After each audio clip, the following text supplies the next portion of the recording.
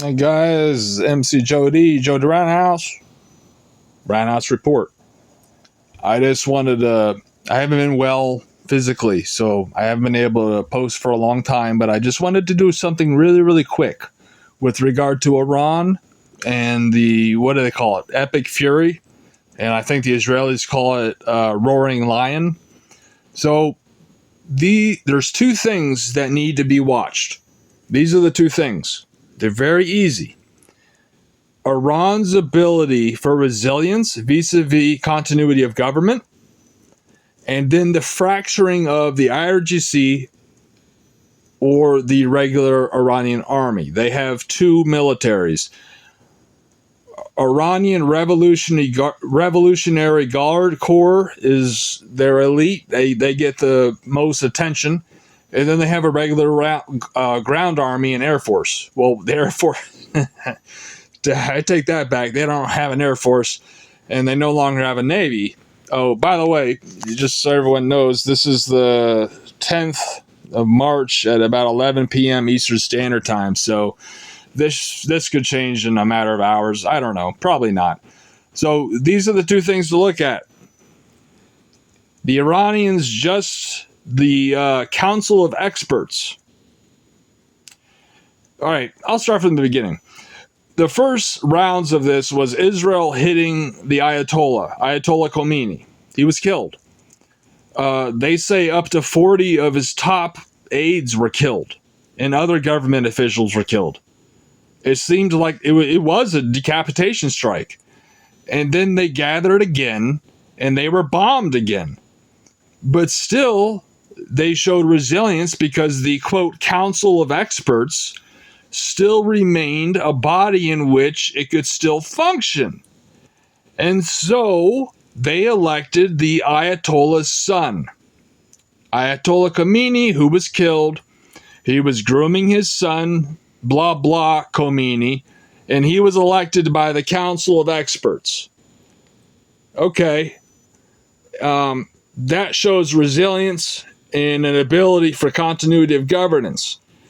Continuity of governance means that in terms of the United States and how we view it, if nukes start falling on New York City and San Francisco and Los Angeles and Las Vegas and Dallas and Chicago and Miami, et cetera, et cetera, et cetera, can the government still continue its existence? And that's why I'm sure all of you have heard about the different mountainous, cavernous areas where the Senate, the House, not necessarily the House, but the Senate, the executive branch, and the most powerful people go. That's continuity of governance. Or the president, during 9/11, Bush was in Air Force One, supported, they had wingmen of fighter bombers. So that's continuity of governance. Hey, I'm in the air, but I can still continue this shit. And meanwhile, they put Cheney in a bunker, just in case. So, continuity of governance. They wiped out the first branch. They tried to elect another one, wiped out. And then they elected, which shows they have the sustainability to elect. And then they elected his son, who was previously thought killed. Now, keep in mind, the president of Iran was also thought killed. He's still alive. So we have a new Ayatollah. We have the same president of Iran and the same foreign minister of Iran. These are the two things that need to be focused on. Yeah, you can blow up missile launchers. You can blow up ballistic missiles in drone factories. You can even hit their oil infrastructure. But when it comes down to it, there's two things that are going to make or break this war. Number one, can the Iranians continue continuity of government? Or is Israel / the United States going to keep killing them over, like, is the Khomeini son? I heard a report earlier that he was, quote, injured. I don't know what that means. Apparently there was some kind of a target strike. Apparently it didn't work out that well. Otherwise, they'd be releasing information about him being dead. So apparently he was injured. So it's based on whether can the new Ayatollah remain alive? Can the Council of Experts remain alive in a coherent form? can the undersecretaries of the entire, I don't know if they have a parliamentary system. I think they have a parliamentary system, but they call it something else. Can they remain alive enough as a coherent unit, as a block of force in order to project power internally, domestically? That's number one. If they have continuity of government, nothing's going to really change within the strategic long-term macro framework of Iran. Number two, how did the Syrian war cut off? The Syrian civil war. 2011, there was an uproar. Some teenagers were caught doing graffiti and they were tortured to death. Now, Syria's a little bit different. The ruling class were Alawite Shiites. The majority were Sunni.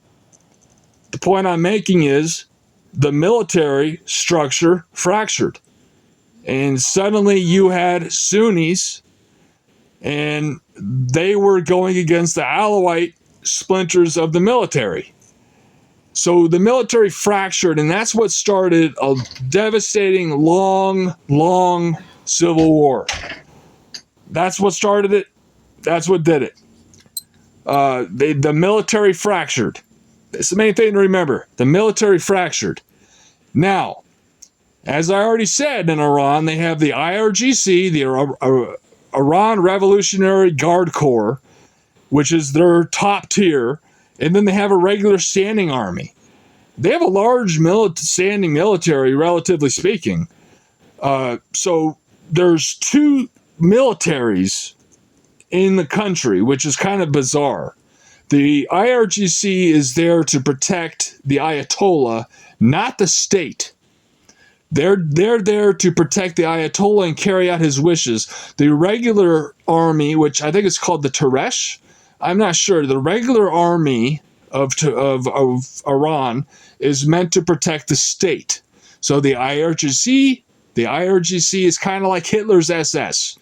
And I don't mean that in a literal sense. I mean that in the sense that the Hitler's SS swore loyalty to Hitler, not to Germany. So the IRGC swears loyalty to the Ayatollah, and that's what they're in charge of, is keeping the ideology alive. The regular army is in charge of keeping the borders alive. Okay? So if the military doesn't fracture, and I know the Mossad and the CIA have been working for so long to try to create such a fracture, where we can pull off generals and we can pull off divisions and get them to choose a pathway in which they basically turns into a civil war. They counter each other. If that doesn't happen, again, nothing on the macro strategic level is going to change in Iran. Both things one thing leads into the other and then vice versa. So if the ability for a continuity of leadership fails, so will the militaries. I don't know even what to call them. It's two different militaries side by side. But if one fails, if the military fails, the Ayatollah fails. If the Ayatollah fails, the military fails.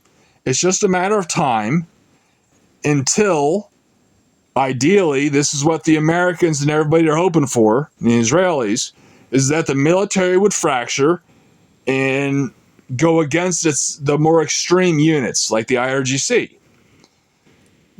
That's pillar number one. If the military doesn't fracture, if the military stays cohesive, nothing strategic on a macro level is going to happen in Iran. If the government has a resilience of continuity of government, nothing serious is going to happen within the governance of Iran. We basically mowed the grass. That's the term they use. We set them back. This was a pretty devastating campaign so far, and it's not over.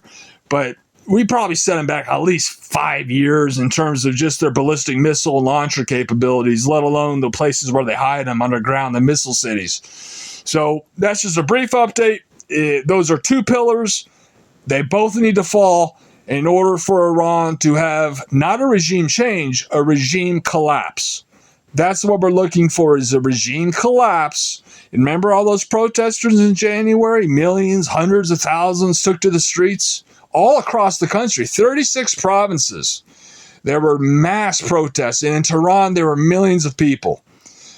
We want them to go back out on the street. Not necessarily right this moment, because we're still fighting. But regime collapse is a breakdown of the resiliency of continuity of government.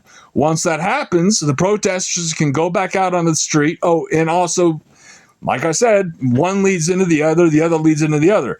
The IRGC, the military needs to fracture as well. Otherwise, they'll just gun these people down like they did in January. So the protesters need to come back out, and Trump has basically said it's up to you. We're laying the groundwork. It's up to you guys to take care of it. Get it finished. And, we already have the Shah's son is ready to be interim president or whatever. Like, we already have plans, but the people need to rise up again. And they're not rising up. Remember, Trump said, just wait, we're on our way.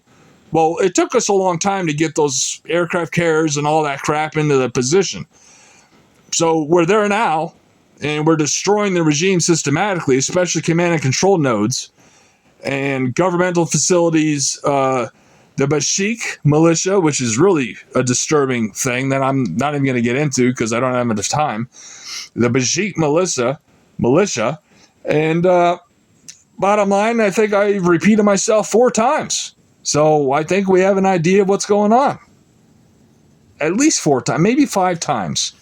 I may have repeated myself 5 times. Sorry, I have obsessive compulsive disorder brain.